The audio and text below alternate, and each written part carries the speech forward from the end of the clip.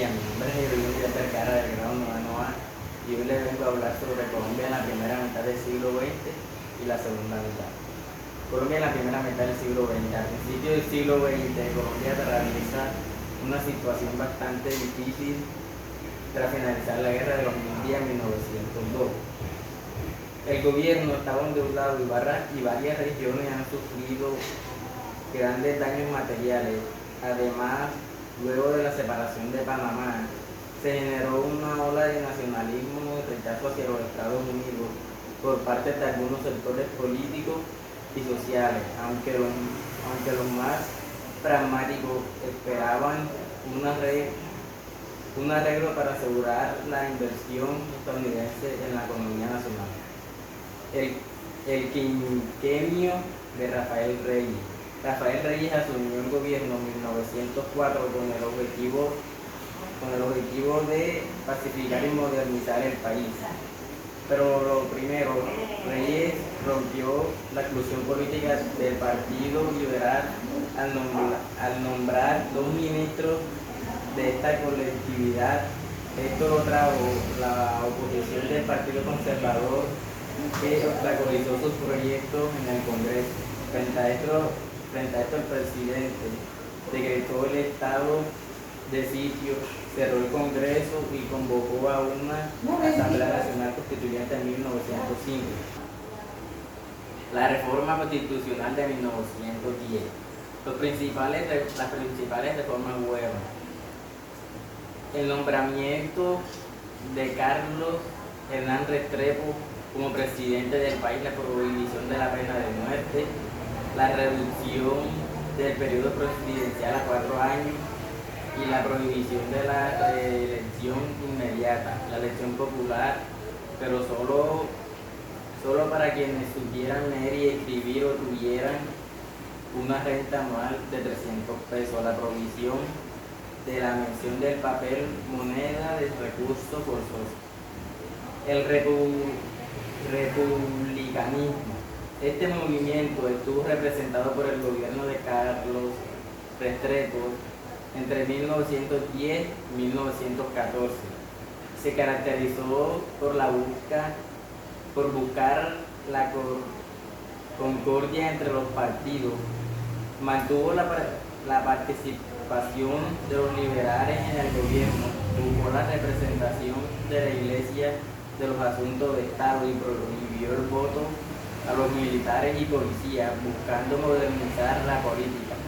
Además, Restrepo fue un firme defensor de la libertad de los cultos, la libertad de prensa y de expresión, para erradicar las luchas partidistas. Propuso una reforma electoral que diera representación proporcional a los partidos. Sin embargo, el Congreso no la aprobó. El gobierno de José Vicente Concha entre 1914 y 1918. José Vicente Concha fue el primer presidente elegido por voto popular, aunque con ciertas restricciones, y contó con el apoyo del sector del Partido Liberal, dirigido por el general Rafael Uribe. Sin embargo, durante su gobierno se produjo su participación de los liberales en las gobernaciones y alcaldías, las cuales eran nombradas por el Ejecutivo. El gobierno de Marco Fidel Suárez entre 1918 y 1922. Este gobierno se caracterizó por la fuerte injerencia de la Iglesia en los asuntos del Estado y por dar participación a los liberales, con el nombramiento de 3 ministros en el primer gabinete durante este mandato.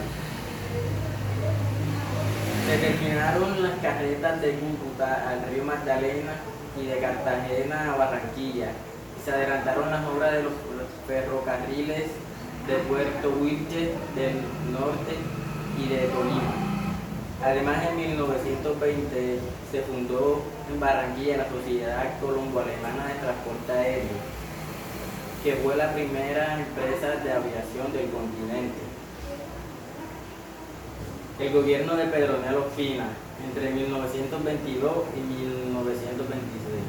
Esta administración no contó con la participación de los liberales, y se caracterizó por la modernización estatal y el auge económico, conocido como la lanza de los millones. Este periodo recibe este nombre por el ingreso de 25 millones de dólares de los Estados Unidos. Dieron indemnización por la pérdida de Panamá y por los grandes empréstitos norteamericanos. Este dinero se utilizaron principalmente en la construcción de carreteras y ferrocarriles. Se pasó de 900.000 metros de línea férrea a más de 1.500 metros de línea férrea. El gobierno de Miguel Abadía Méndez entre 1916 y 1930. El presidente Abadía conservador. El presidente Miguel Abadía, conservador a ultranza, le dio gran importancia a la iglesia y desatendió los reclamos sociales. Este gobierno afrontó dificultades económicas, fluctuaciones en el precio del café y el aumento de la deuda externa, pues recorrió a empréstitos para continuar obras públicas como carreteras, ferrocarriles, puertos.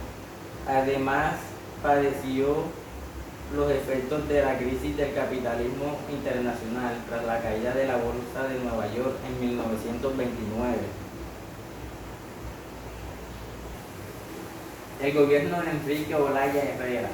Enrique Olaya Herrera llegó al poder con el lema de la concentración nacional, buscando una armonía entre los partidos políticos. Sin embargo, él despidió empleados oficiales del Partido Conservador y el nombramiento de alcaldes liberales en el pueblo de mayoría conservadora. Ocasionaron violencia política en zonas del sur de Boyacá y el norte de Santander. El gobierno de Alfonso López Pumarejo, con el objetivo de fomentar el desarrollo industrial y agrícola para modernizar el país. López Pumarejo impulsó la renovación en marcha.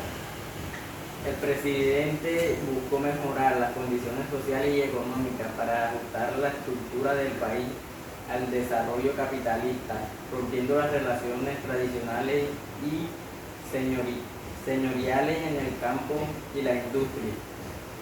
Para ello, practicó el intervencionismo del Estado en la economía para regular las industrias y racionalizar la producción, la distribución y el consumo en la riqueza. La reforma constitucional de 1936.